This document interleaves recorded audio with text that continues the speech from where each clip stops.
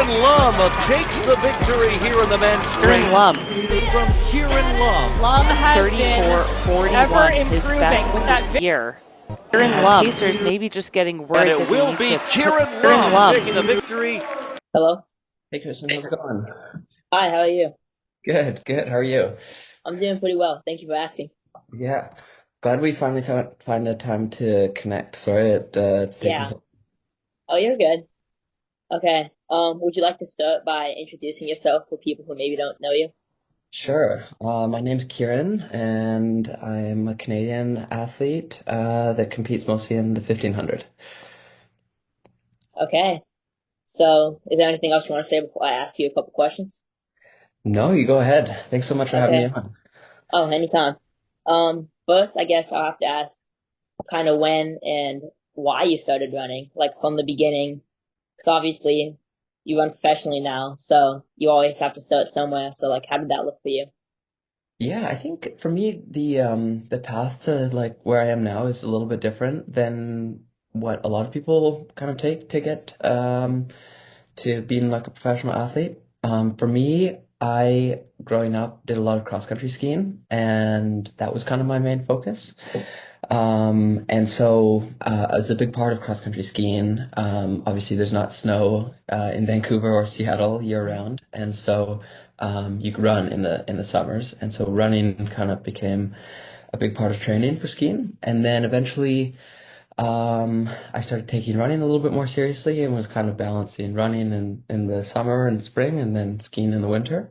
And the coach from the University of British Columbia in Vancouver, in my like last year of high school, reached out and said, "Hey, you should maybe think about running more seriously." And so kind of gave me an opportunity to balance athletics with academics, which was important to me. So that's kind of how I got into running. And then in university or college, I started running more and made that kind of my main focus athletically. And yeah, kind of went from there.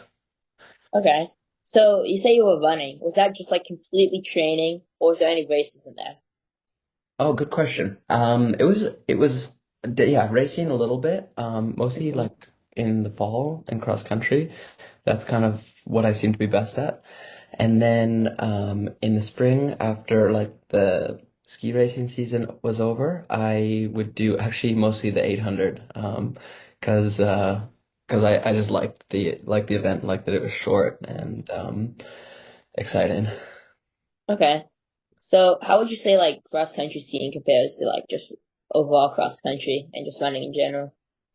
It's yeah, it's also definitely very aerobic, and it's interesting because it's similar in certain ways, and I would maybe compare it more to like cross country running than I would like track. I think cross country skiing is like an interesting mix of like technical, like you have to work on your technique and stuff like that, which at least for me in running, I don't do a ton. Running is just like you just go and run, Yeah. and skiing you have to think about a couple other things. I think not to get too deep into the weeds here, but like even with skiing, Hmm. there's like what wax you put on the bottom of your skis and Yeah. stuff like that that can kind of affect the outcome of a race. And in many ways, I like that with running, it's pretty simple. Like Hmm. doesn't take a lot to get into the sport, and it's pretty accessible to people. Okay. So you kind of took on a Norwegian training method there from a young age without even realizing it, probably. I guess so. Yeah, that's right. Unknowingly. Uh-huh. Okay. So you decided to go to British Columbia, you said? hmm So what was like the difference then? Because then you obviously went to Washington afterwards. Like how did that just hmm all transfer over? That's a great question. I think at like UBC or where I did my like undergrad, Hmm. it's a very similar school to Washington, like in terms of size and kind of academic ranking globally. But the focus was a lot more academic there. I did like my undergrad in engineering, and that took up like a huge amount of my time. And many times I think like running was, kind of fit into like the engineering schedule. And then once I graduated there and used up my eligibility at Washington, I think it kind of flipped where athletics were really my main priority, and school kind of fit in around there. So yeah, it's different, and I remember it being like a pretty big like culture shock, even though, Seattle and Vancouver are pretty similar places. There's yeah, it's a lot different being in the NCAA and having that level of competition. Yeah. So, like, how would you say the competition compares? Obviously, it's like it's very different, but like just from your perspective, what was Mm. like the main thing I guess that was kind of shocked you? I think one of the things that shocked me with the NCAA is that let's say like a Canadian athlete, like the top couple Canadian athletes in the kind of Canadian system, which they call used to be called CIS, now it's called U Sports. Hmm. Um, it's it's really like maybe the top couple times are similar, but Yeah. like the context that the athletes are doing them in the NCAA are a lot different. Like people, it's such a like full schedule all spring, basically racing every other weekend, which I think is great, like developmentally for people if you can handle it in the NCAA. So like at the time, I think coming in, I had run maybe like 7:45 in the 3K, and that was like, comparable to some of the better times in the NCAA. But the people in the NCAA are able to like, run those every other weekend kind of Yeah. thing, whereas I maybe did it once. So, um, yeah, it was a shock being kind of having to race every other weekend, Uh, which ultimately I think benefited me a lot. okay. So after college, you've obviously signed professionally. What was kind Mhm. of the choice behind choosing on? Because Yeah. at that time they were very new. I feel like they had like Hmm. just recently been really making a wave in running in general. Yeah, that's right. Um, so yeah, I guess after I graduated, I sat down and chatted with a guy called Kevin from On, and he told me a bit about the brand and kind of what their vision was for their athletes, and yeah, kind of their products and stuff like that. And like you said, at the time, On was, still kind of becoming what it is right now. And even now, it's still growing a ton.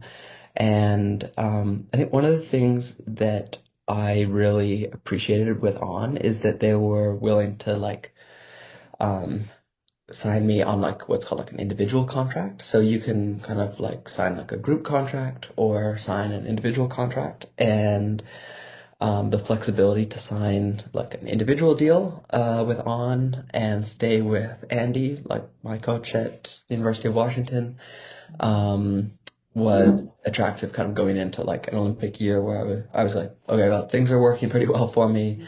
Right now, if I can stay on the same course, that's going to give me the best kind of chance to make the Olympics. And so that's a big reason why I chose On. And I think their commitment to their athletes, both on the track, but also off of the track. And yeah, what they're doing as a brand was pretty exciting, from like a innovation standpoint, and also how they kind of, treated their athletes. Yeah. Okay. So I talked to Sam Flakel the other day and just did an interview with him, and Hmm. he signed with Adidas, obviously, and the entire Washington team is Adidas. So like, how do you think it compares being like pretty much the only non-Adidas runner there? Do you think it's kind of weird, or is it not really a Yeah, bother you? that's funny. It's a good question. I think for me, like in Washington, I wore a lot of Adidas, or I wore only Adidas, and at UBC, I wore Adidas, and I liked their products. For me, I don't know, I love On's gear and their shoes and spikes and stuff like that, and um, yeah, I think once you find gear that you like, you don't necessarily think about I don't know what other people are wearing, because it's like Yeah. I'm, completely satisfied with what I'm wearing. But I think from like a marketing standpoint, it is interesting, like when you kind of see our setup with, we have kind of like four pros with like Sam Prakel, who you talked to, Sam Ellis, Joe Wascom, and then myself, and we kind of have Sam Ellis and I On, and Prakel and Joe are Adidas. So it is kind of funny to have like a group, let's say, that Some Yeah. athletes are in one brand and some are in another, which is a little bit funny, but athletically it works well for us. Okay. So would you like to talk about like your training a little bit, I guess? Hmm. How much mileage are you doing and like just stuff like that in general? Yeah, I think I guess maybe to give a bit of context, when I like first started kind of running as my main thing at UBC, I in first year, like coming out of high school, had run, pretty modest track times, especially in comparison to like a lot of Americans coming out at the same time. I think I don't know that I'd broken like 4:10 in the 1500, not even a mile. I'd run my best time was probably like maybe 157 in the 800. And so I was still quite new to running. And at the Yeah. start of UBC, I was probably only running in miles, like maybe 40-ish, 40 a week or something like that. And then kind of throughout my time at UBC and across a couple different coaches, I got up to more like maybe like 95 in my last year at UBC or even 100. And then when I came to Washington, I actually probably like lowered my mileage a little bit and lowered like Okay. how intense I was training, which was, yeah, kind of in some ways like a weird transition because it's really easy as an athlete to get caught in the trap of like Mhm. more is more, where you always want to do more training or more volume or more intensity. Yeah. And Andy, I think, kind of just like dialed it back a little bit for me. And I think being surrounded by training partners made the workouts a lot easier. And um, that was an adjustment as well because and so I didn't feel like I was working as hard. Yeah. And so then, yeah, over the last couple of years at Washington, my mileage has probably gone up a little bit. And so on like a big week, maybe I run 100 or just above 100. And most weeks it's probably somewhere between 90 and 95. In Okay. the season, maybe it's, when I'm racing lots, maybe it's more like 80 or 85. Um, but I think, yeah, and then in terms of workouts, the way we kind of structure our weeks is typically Tuesdays are kind of like our double workout. And so we don't do like the traditional double threshold that maybe is popular right now, but we'll do like, let's say 10 by K or something like that in the morning at tempo pace. Maybe that's like 255-ish or something like that, off of a minute or 90 seconds rest. And then in the afternoon, we'll do maybe, 8 to 10 by 300 at 15 pace. And then Friday is maybe our more specific workout, where we might do like a Michigan or like a kind of like a breakdown where you go like K864 or K864 or something like that. But it changes a lot, and it's kind of hard to say that there's one formula that's the magic Yeah. thing. Um, so yeah, that's kind of what we do. And then all the other days, and then Sunday long run, and all the other days are kind of easy. Some days we'll do some strides and get into the gym and lift twice a week. Um, but yeah, pretty standard, nothing super crazy. Okay. So now kind of switching over, I guess, to another key part of training, like diet. Are you Hmm. more of a um quality calories or quantity? Like which one do you Mm. prefer? It's a good question. I think with nutrition in general, yeah, I just try to eat generally healthy. I think like everything in moderation, like if you have candy or sweets, that doesn't really matter too much. You just don't want to be eating that all the time. And I think if you can eat, yeah, like lots of fresh fruit and veggies and whole grains and stuff like that, and making sure you're getting enough, that's usually how I kind of structure it. Okay. What's your go-to pre-race meal and then your go-to post-race meal? Post race is tough. I know Sam Prickle really loves like a good burger post Hmm. race, which in the summer, like burger and Coca-Cola when it's hot outside, I really like that after a race.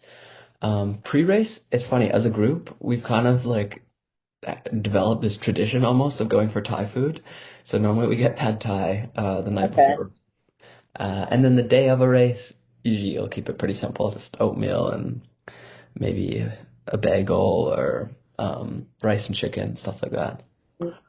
if you could only eat like one meal for the rest of your life, what would that be? Oh,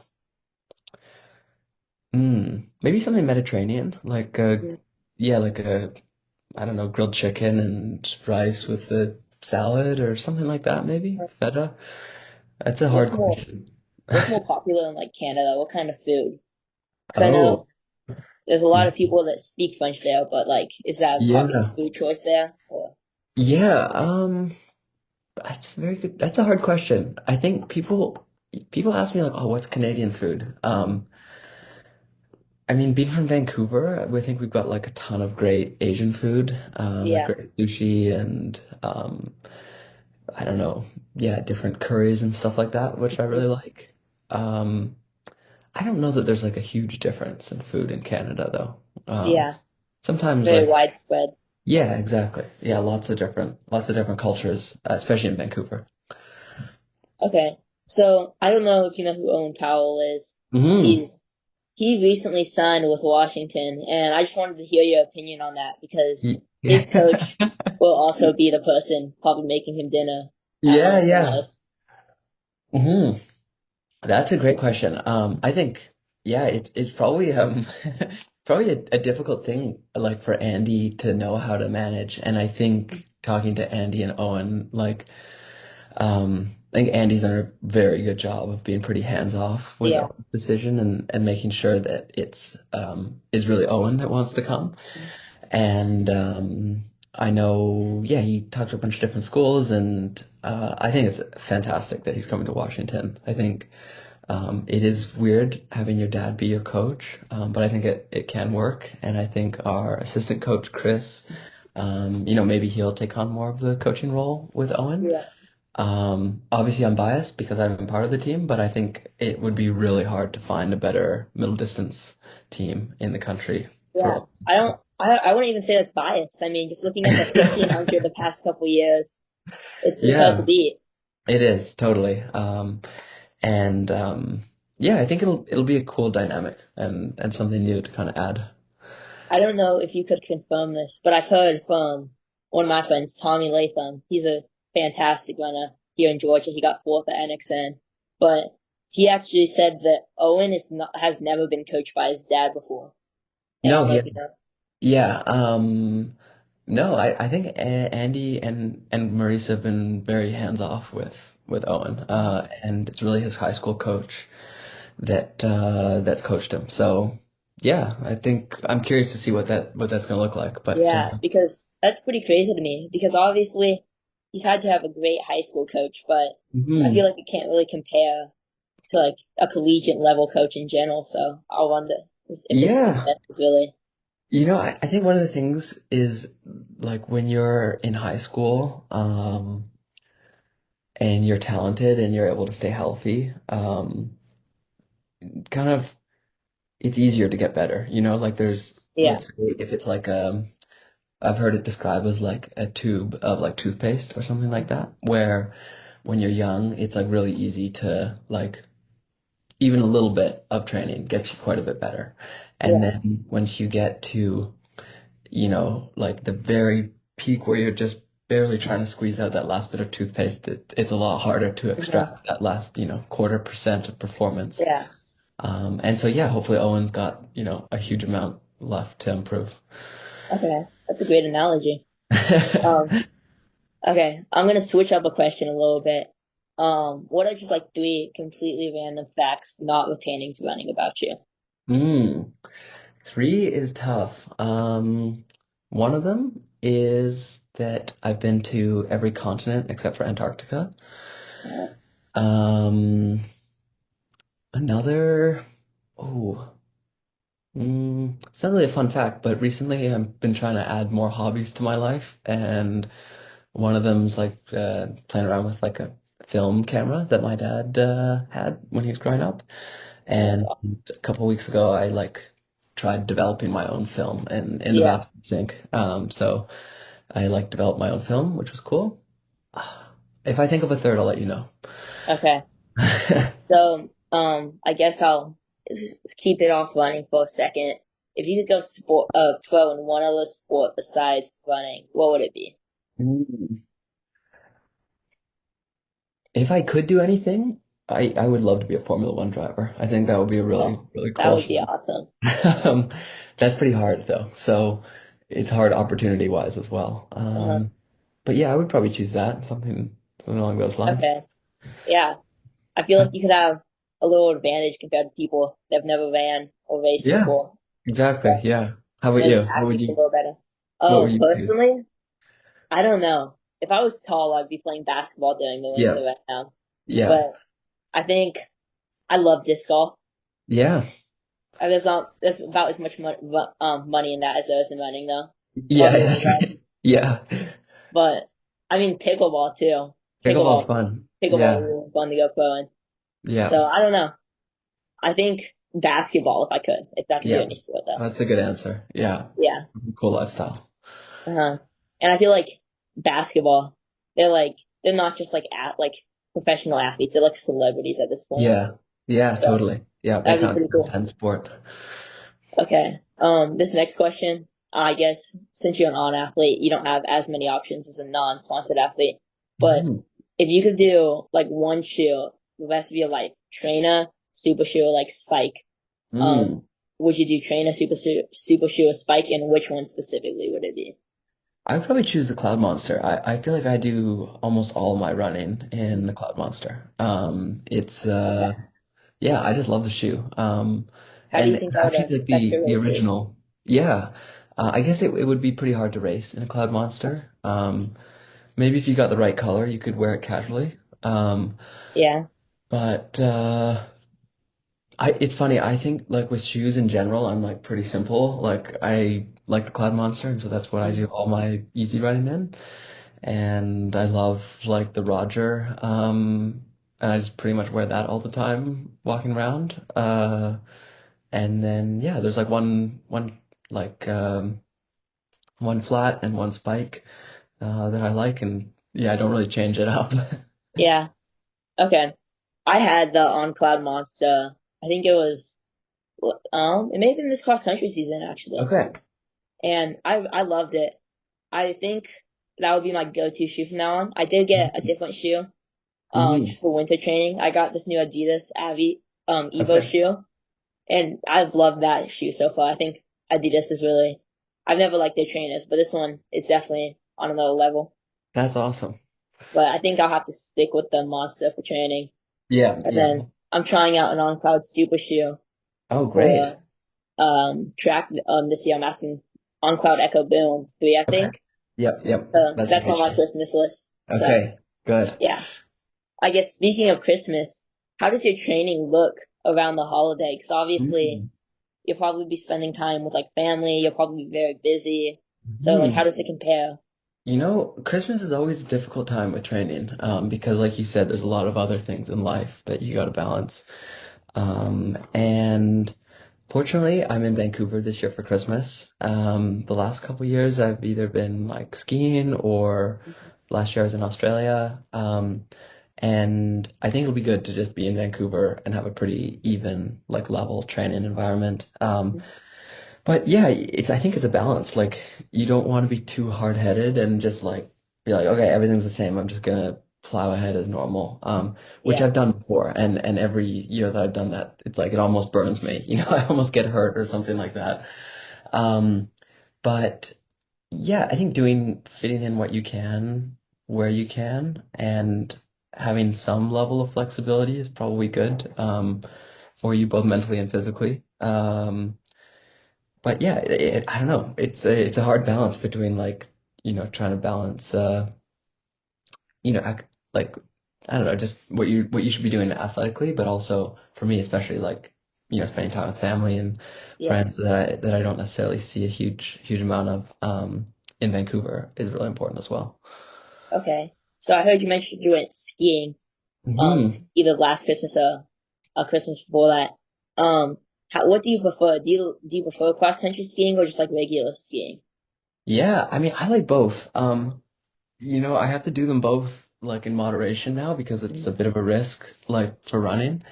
Um, I think at a certain point, like going downhill skiing with friends was like the most fun thing in the world. And Yeah. understand how like you could enjoy cross country skiing as much because it didn't have that same kind of thrill.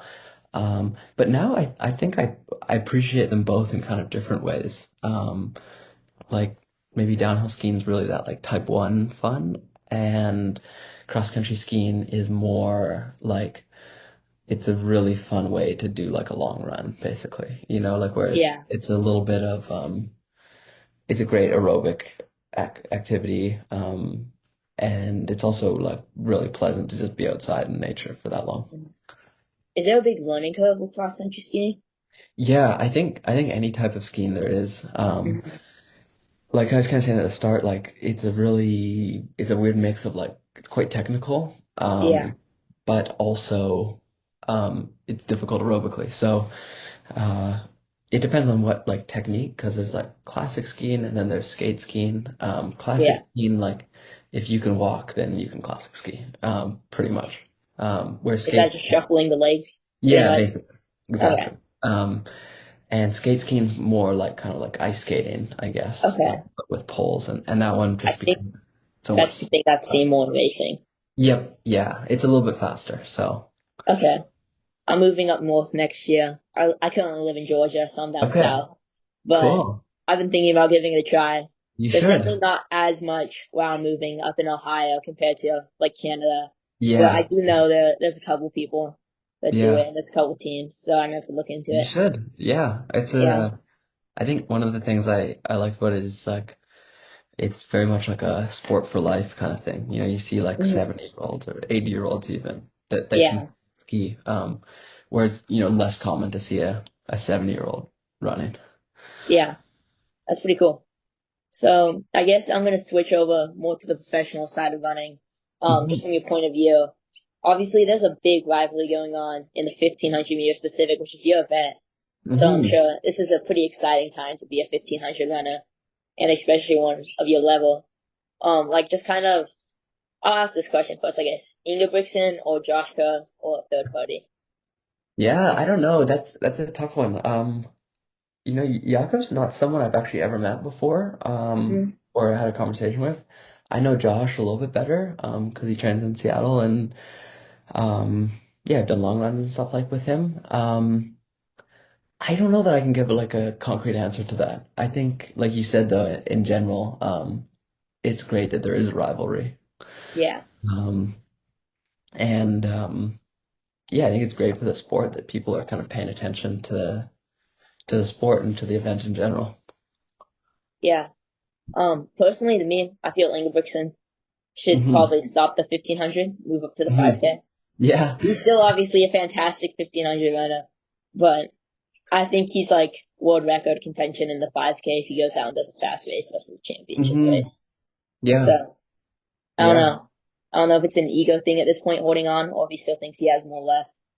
I But think with him, and I don't know if this is the case, but one of the things personally that I really like about the 15, even though maybe I'm like more gifted at like longer events, is that the 15 you can race often. You yeah, race a 1500 every week, and I think both as an athlete and as a fan, mhm, it's exciting to race often.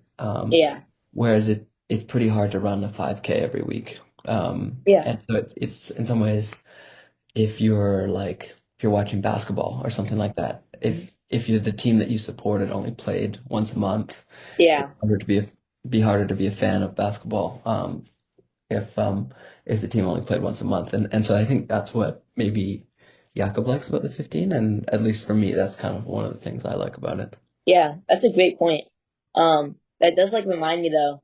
He really like it can show you the effect of racing a little too much. I think Yeah. I don't know if he raced the 1500 or 5K in like a either Bristol's or Diamond League event, but 2 days Mhm. later he went and ran a half marathon, Yeah. and that didn't end as well as he would have liked. Yeah. But Yeah. that was something special to see too. Hmm. Yeah. Okay, so I guess we'll move more over to the American side of 1500 running because that's very competitive Hmm. within itself. I would say there's three main runners right now, being like Hmm. Cole Haka, Yo and the Goose, and then Hobbs Kessler. What would you Hmm. say, like, out of them three? Like, do you have a personal favorite, or like, who do you think is the best? I guess. Yeah, I don't know Cole super well. I know Hobbs and Yard a bit better. Oh yeah, because I guess you're I, on the I think same I team think as all Joe. three of those guys are great guys. And I've Yeah. heard great things about all of them. Um, I guess I have to back Yard being an on athlete. Um, Yeah. I mean, they're all just, super talented Mhm. and very gifted at what they do.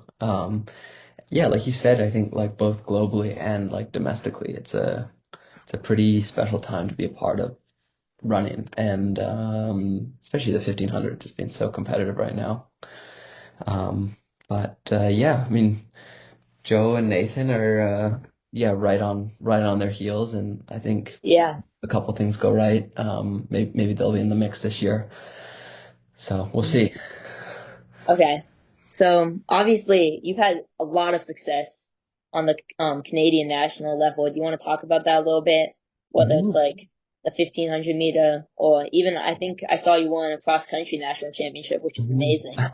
So Yeah, I think one of the things that I appreciate, or that I value as an athlete is being like versatile and being able to run like any kind of distance. yeah. And cross country, like what we were talking about earlier, is kind of where I got maybe my start in the sport. And so it's always nice to kind of come back to that, and do that a little bit. Um, yeah, I think like on the Canadian side, Charles has been a fantastic competitor the last couple of years, and has definitely pushed me to be where I am now. And yeah, racing in Canada is always something I kind of enjoy, because I think it's easy like as a Canadian once you're living in the States to just focus mostly on like international or Mhm. races, south of the border, but.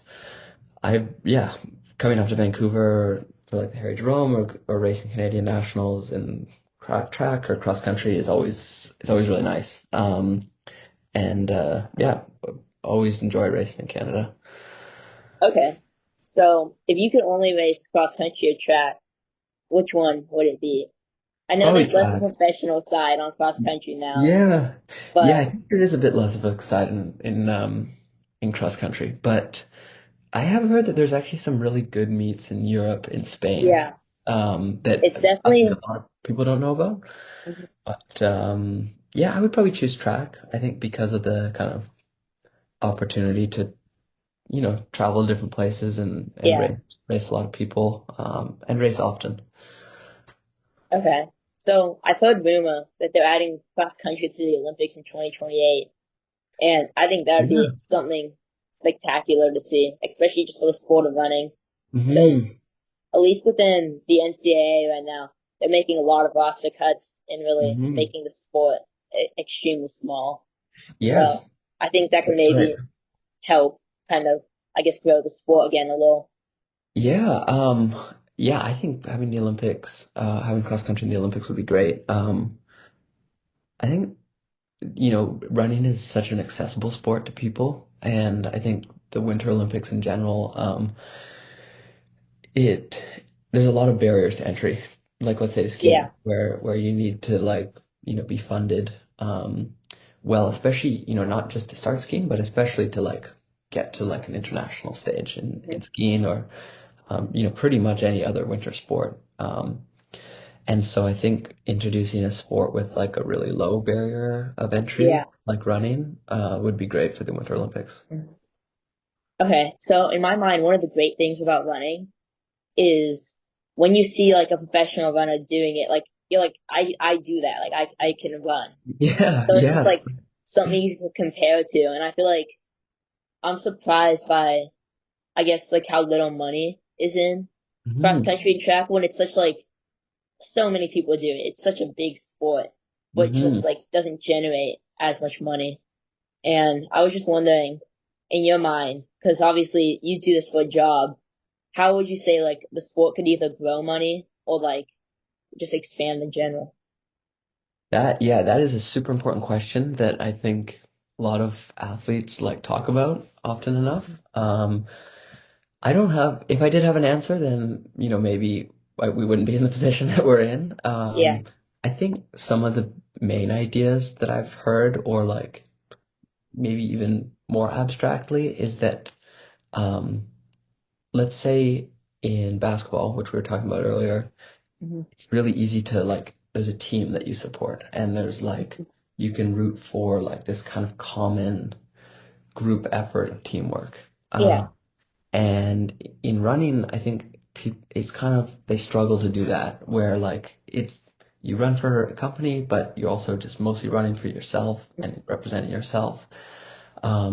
I think, outside of like the 1500 and some of the shorter events, people don't race super often. And so it's yeah, hard to build that kind of the same storylines throughout a season, which I think doesn't help the sport. Um, so I think if you had, I don't, I think one of the answers might be like relays. In like Japan, they hmm, have like the Ekiden system, which I think a lot of people in North America don't realize how popular like the Ekidens are. Like they're okay, like the most televised event on TV in Japan. Is like really, the New Year's Ekiden, and athletes there are paid well to run for hmm, like a corporate team. So in Japan, there's like, Honda has like a hmm, team.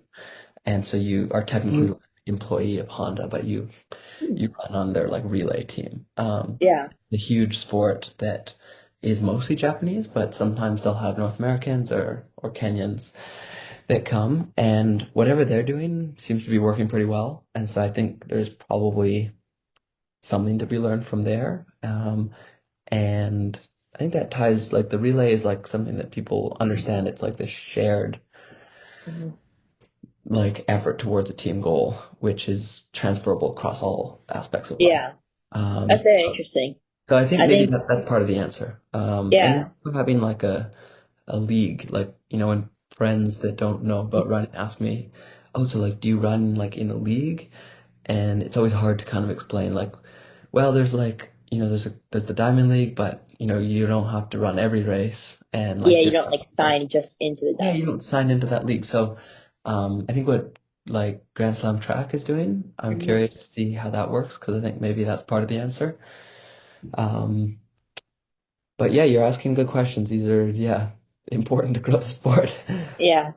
Are you currently signed with Grand Slam track or? No, no, I'm not. So Okay. yeah, there's only a handful really of athletes in Yeah. the event that are, and then there's kind of people that are assigned to the league, and then there's people that they will kind of, I think they're called the challenger spots Mhm. that get signed for individual meets, but not like the entire season. Mhm. So, hopefully if I'm running well, maybe one of those spots would open up. Yeah. I'm very interested to see if that really does help the sport. And Hmm. I've seen like a lot, like everyone I feel like is really talking about saving track, I guess. And I'm Hmm. really interested to see if like all these efforts actually help, um, I Me guess too. monetize the sport. Yeah, me too. Yeah. Okay. So I'll have two more questions for you. I guess first, if you could give like one piece of advice to any either high school, collegiate, middle school, runners, what would that be? Oh, good question. Let me think about this for a second. I think it depends on what level you're at. And it's funny, an athlete from like UBC that I saw last week was asking me this, and she was saying, what do you think is stopping me like from getting to the next level?" And I remember asking like Centra that as well, like a couple months ago, being like, what do you like when you look at our group, what do you think is like what's the difference between what we're doing and what like, the very best in the world are doing? And I think success in athletics and probably in other aspects of life, like kind of boils down to, um, like training and recovery, like self-belief, opportunity, and probably a couple other facets. But I think, and it's probably a pyramid where like if you're training well and you're recovering well and you're like happy and healthy and motivated, um, you're gonna go like a long, long ways. Yeah. And I think a big part of that is like, you know, doing things in like a sustainable way. And that's, that's a challenge for me. Like where I'm at now is like, sometimes you get really excited about something and you're like super motivated. But, the season, like the whole year is a long time. And even 1 year is pretty short in like the span of like a whole career. So, Mhm. just gradually improving over time. And I think like to get back to your question, I think like just asking, people that are better than you, what they're doing and seeing what kind of lifestyle habits or, not necessarily training specifics, because I think in general, like you get to a certain level and most of the training is like, Yeah, pretty solid and pretty good. But yeah, it's hard to like distill all this into one sentence, but yeah. if you like seek out mentorship and you're like consistent and you make things manageable for yourself, you'll go a long ways. Okay, so that actually raised one more additional question Hmm. for the final question. Um, you've obviously very involved in sport. Have you ever thought about moving into coaching after, or like Hmm. maybe even during your running career? I thought about it a little bit, and I think I've been super fortunate to have like a great series of coaches across my career. And part of it interests me, but in some ways I think like it's not necessarily in my like skill set Yeah. to coach. I think I coached like some friends that wanted to break 40 minutes in the 10K, and that was like a fun little side project last year that I enjoyed. Um, but yeah, I don't necessarily know that I see myself like coaching. I think I'll probably try Yeah. to give back to the sport in other ways. Okay. So I guess my final question is, how could you, if you could end your career anyway, Olympic gold, really anything, like how would that look for you? Hmm. Wow. Question. I think the most important thing to me about like whenever the time comes to like wrap things up with running is that I really feel like I've like turned over every stone and both like in a race, like even if I wanted more out of a race, but I really feel like I got the most out of myself, I'm not disappointed with the race. Even if I didn't like achieve all those goals. And so I think if I could finish the career of running feeling like I got the most out of myself, that would that would be the most important thing. Performance wise, of course, winning Olympic gold or getting the most out of the sport, I think is yeah, what I kind of value. Okay. So I don't have any more questions for you. If you have any for me, I can answer them. And if not, Yeah, uh, what are your kind of goals in the next little like 6 months or so, or how do you kind of view that? next 6 months, I think I'll probably race one or two indoor meets. There's not actually an indoor track in Georgia, so Okay. I'll have to make a trip to either up to Clemson, South Carolina, or Hmm. down to Birmingham, Alabama. I think those will just be kind of assessing where I am. Hmm. I'm really just trying to build up mileage, so I just started running 2 or 3 weeks ago Okay. after my cross country season. But I think the real focus for track, I want to, at least time wise, I want to be close to the low 940s, which Hmm. I think it's possible. I didn't have the cross country season I wanted, at least Hmm. racing wise. I definitely was fit enough to be running 30 seconds faster than my 5K PR, and Hmm. it just didn't transfer. So I think really just getting everything out of my races, Hmm. and I think that'll lead me to hopefully making states in the 3200, which is my main goal. Awesome. Well, I really wish you the best of luck with that. That's Thank you. exciting. Okay. Thanks so Well, much for thank you having for me on, joining me. Ethan. Yeah, Yeah. I really appreciate it. You're asking great Okay. questions. Thank you. Great. Okay.